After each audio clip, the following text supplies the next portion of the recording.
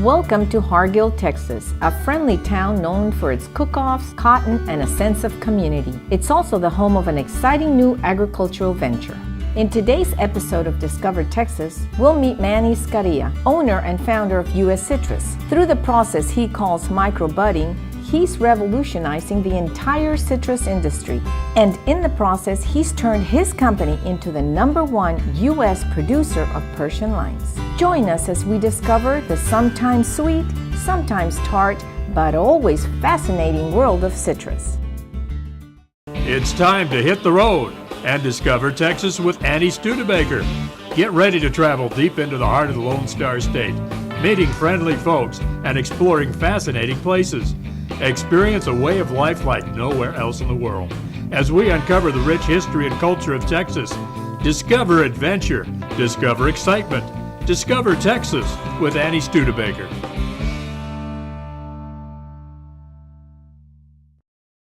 My name is Manny Skaria. I'm the founder and the CEO of U.S. Citrus in Hargill, Texas. And prior to that, I have 25 years with the Texas A&M University as a professor and a citrus scientist in Weslaco, Texas. U.S. Citrus is a company that I founded in 2012 based on about almost 20 some years of passion for citrus and to use the knowledge and the creativity that I have developed into a commercial operation and to bring innovations into citrus production and agriculture. I don't know how I got into citrus. When I go back to find out how it happened, I think it is God's plan. Manny Skaria's interest in plants has taken him around the world, from far-off India to Indiana's Purdue University, onto the apple orchards of Washington State University. It was there as a plant pathologist that he received a once-in-a-lifetime opportunity. Right after my PhD from Purdue University in 1984, I got an opportunity to be on a USAID project along with the Washington State University in Jordan. At that time, I didn't know much about citrus at all, so I learned, picked up information by working with the technicians and professors in various universities on citrus. But the majority of information came from working in the trenches of citrus in the Jordan Valley. In that project, there were 4 other professors who they taught me a lot about citrus. And after that, I got a call from my mentor and a colleague, Dr. John Fusick, who was a horticulturist at Texas A&M University. Asked me, do I like to get a job with the Texas A&M University? So I applied for it, I interviewed, and I got the job.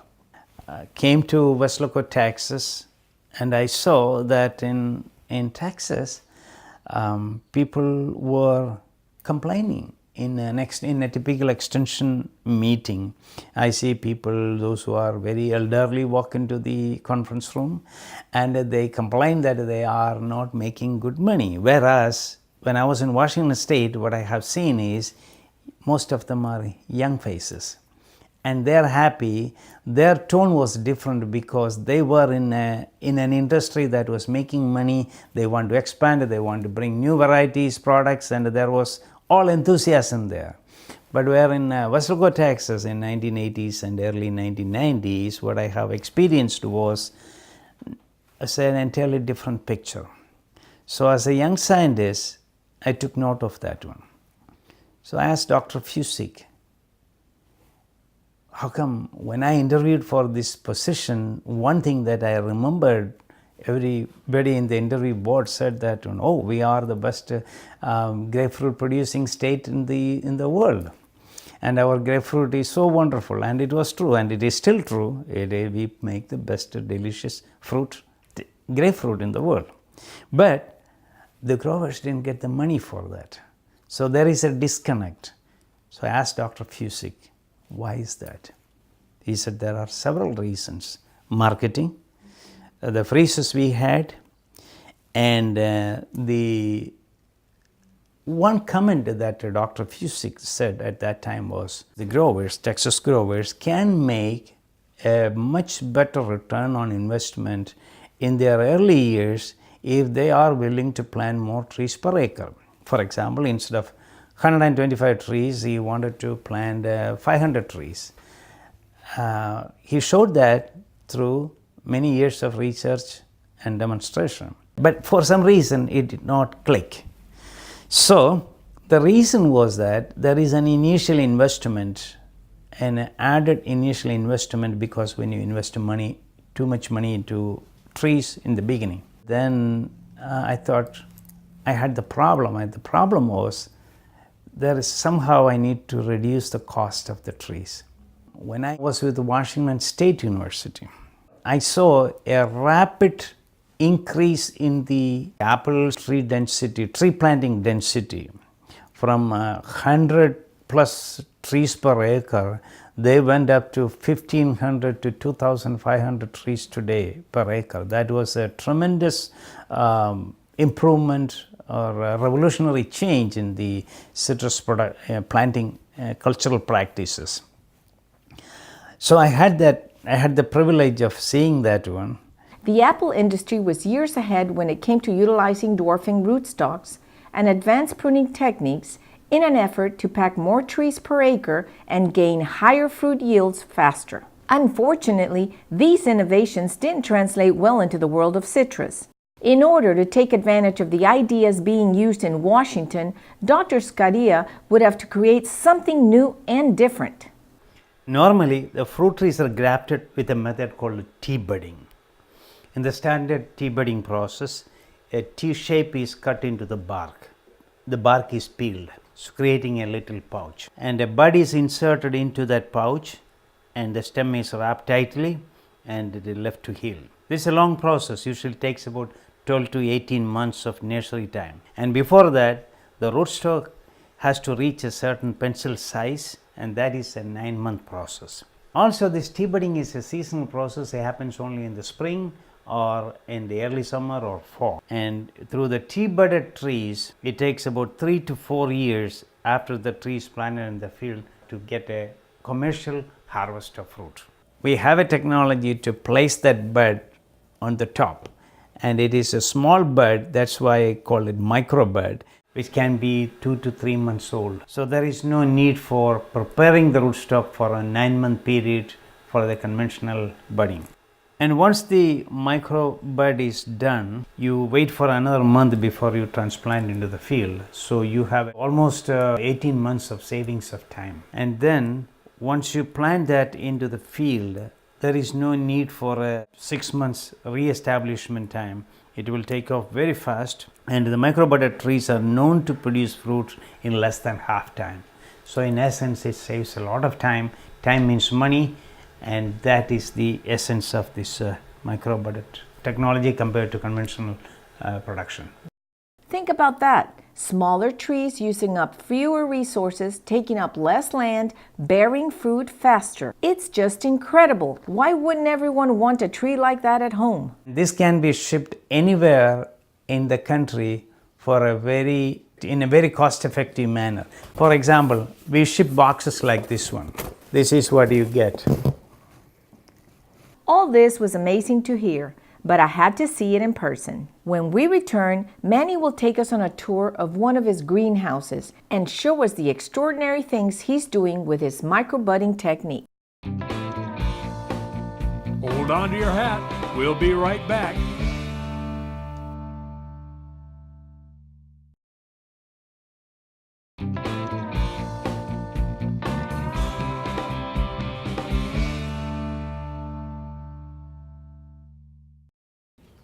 This is an amazing, never-ending greenhouse. It's more than I expected, really. Well, and it is one of the 7 or 8 now.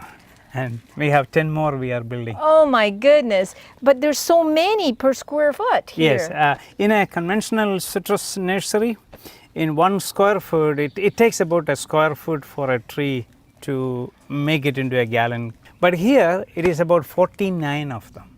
Per square foot? Per square foot. My goodness, and so you have if you so look at that many. one, look at the square foot efficiency. This is the largest citrus production place in the world in terms of efficiency of space. Definitely, I can tell. Good grief. Come on, let's go. This is amazing. Wow. What have we got here?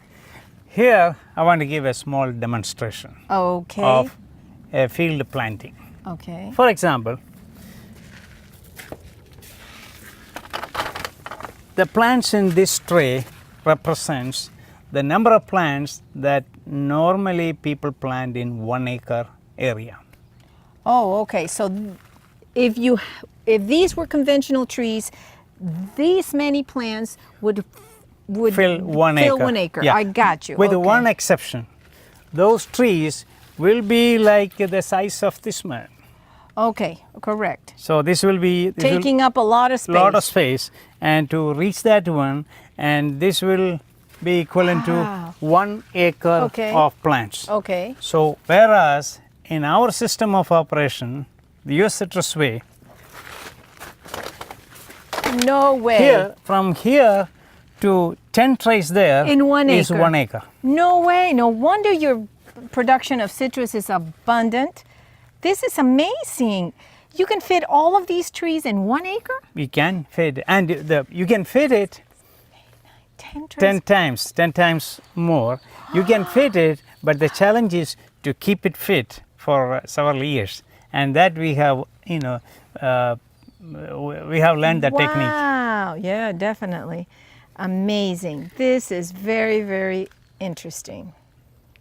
Thank you. So, how long does a citrus tree normally last? The largest one I know, the age is about 150 years old in Italy, and the largest one I have seen in California is about 90 years old in the field. So a citrus Wow. tree can be alive for more than 100 years if there is no disease, or there is no freeze, or there is no natural disaster. Yes, for sure. But Wow. if you bring some natural disaster into the equation, it's about 20 years, 2 decades, and that's plenty. Wow. So these are ready to go in the field. Yeah, this So is you plant them this small. this small, and we do not want, say, this is what conventional people plant, and this takes about 2 years. I just want to toss it. I can see now that you definitely favor that, but I can see why now. Because my baby is this one. We pull them out, plant them in the field, and in 2 years' time, they'll be much, much bigger than this one.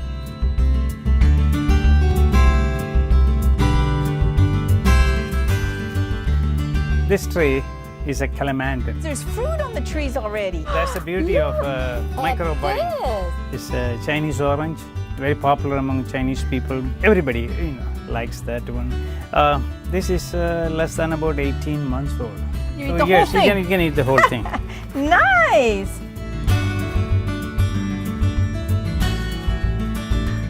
Wow, this is different. What is this, Manny? And this, even this fruit is different. Yes, this is what is called a variegated pink lemon. It's the pink inside? The fruit inside is pink, and let us check it out. We're going to pluck it. Huh.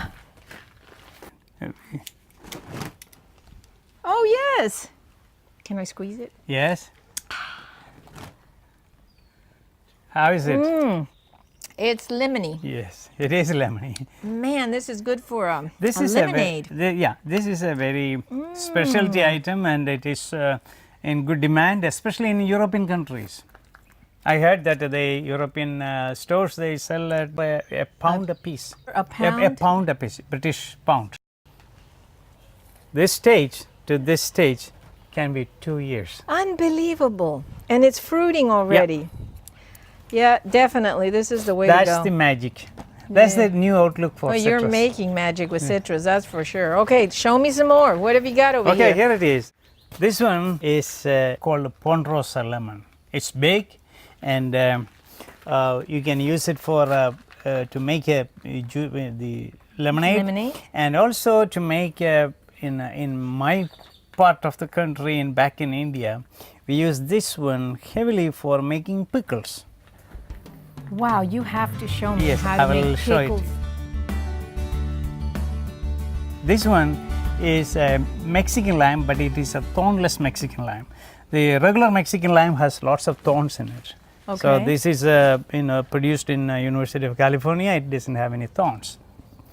And My goodness. here we talked about this one earlier. And What is that? Look at this. This looks like fingers. Oh my goodness. This is citrus? this is citrus. It is called fingered citron or Buddha's hand. No kidding. Buddha's hand. And this is traditionally used in Chinese and East Asian culture. They use it for candies. They keep the leaves in the closets to get rid of smell. There's a lot of volatile, so the oil in it, and it is all pulpy inside. Unfortunately, I don't want to cut that. I have only 2 of this one. No problem. You Yeah. don't have to, but Yeah. I've never seen anything like that. It was an amazing sight. The plants I saw were so young, but so many of them were already bearing fruit.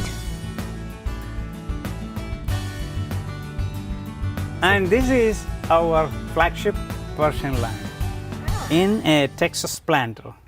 And we can give any kind of affiliations for Texas A&M or UT, or I'll put some Purdue also there.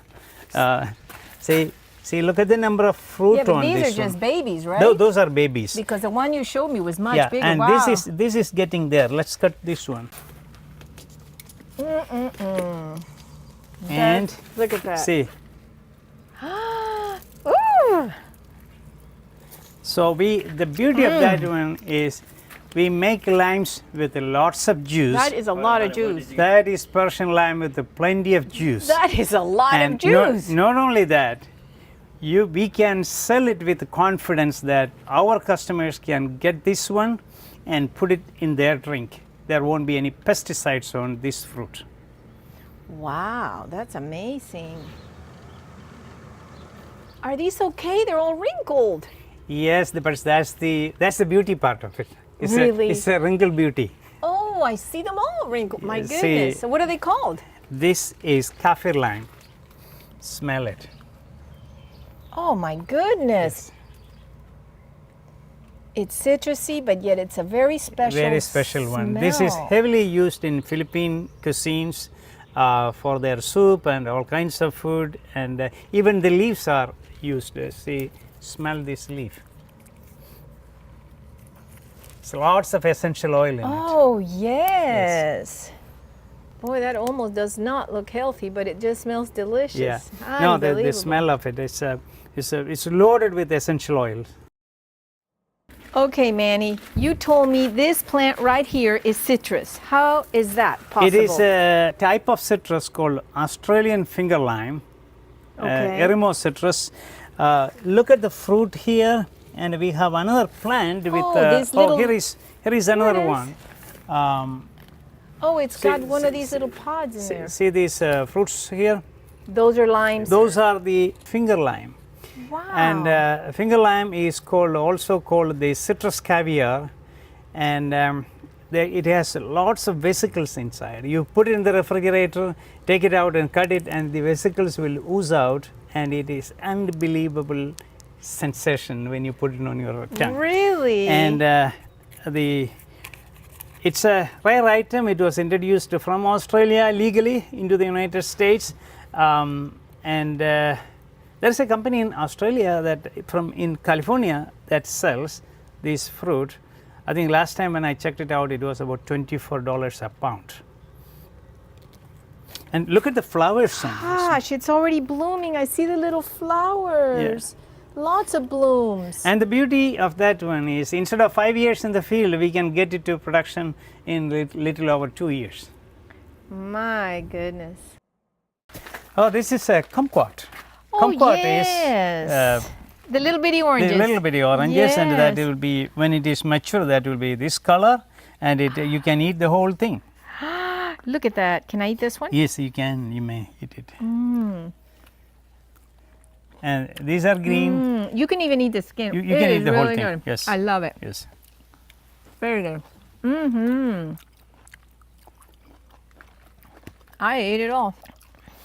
Again, kumquat is a Chinese favorite. This will go wild during the Chinese New Year time.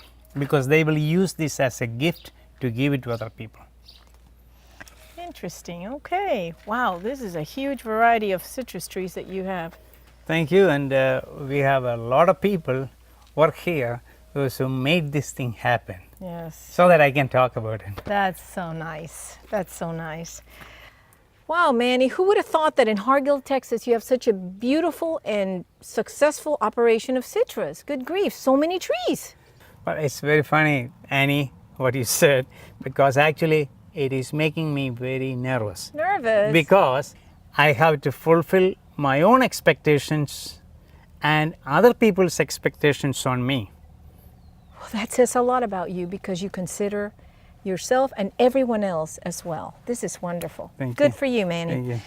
This morning I got up with a thought, Okay. and I shared with my colleagues at the US Citrus as a text message early morning at 6:50 in the morning. I'm going to read it to you. The foundation of a possible impact and legacy of Manny Skaria and his new outlook for citrus starts with the number of full-time jobs he would create in a rural Hargill and its surroundings. Manny Skaria, June 27, 2017. Passing through Hargill, most people wouldn't stop and think that here, in this 1 square mile town, an agricultural revolution is taking place. But thanks to Dr. Manny Skaria and his team at US Citrus, that's exactly what's happening. Their hard work is changing the face of the citrus industry, benefiting not only South Texas, but the entire world. I'm Annie Studebaker. Join me next time as we discover Texas.